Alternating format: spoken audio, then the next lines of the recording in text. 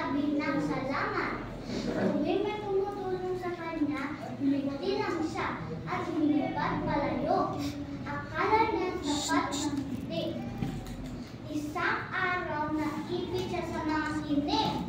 Dumating si Kiko, ang artilya, at tinulungan siya. Lumot.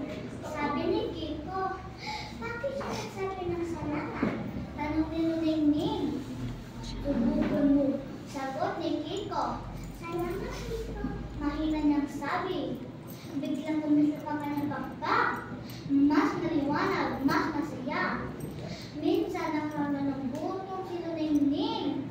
Biglang dumating si Buboy ang bubuyog at binigyan siya ng pulot.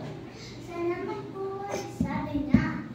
Muli ay kumislap ang kanyang bakbak. May gintong buhit. Sa patuloy na paglipad-lipad sa kagubatan ay naligaw si Ningning. Tinulungan siya ni Carla ang kuneho na nakauwi. Salamat Carla, uwi ka niya. At muli kumislap ang kanyang bakbak. May hugis puso. Lumipad pa muli si Ningning sa gitna ng ulan. Dumating si Uy ang ulap at si Kiko ang hangin.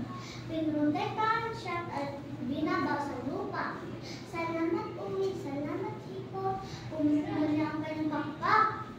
May baghari. Simula noon, si Ningning ay lagi nang nagpapasalamat. Sa bawat salamat, mas tumikinang ang kanyang bakbak. At ang buong kagubatan ay naging mas masaya. Kaya kung natulong sa iyo, ano ang sasabihin mo? Salamat! Very good!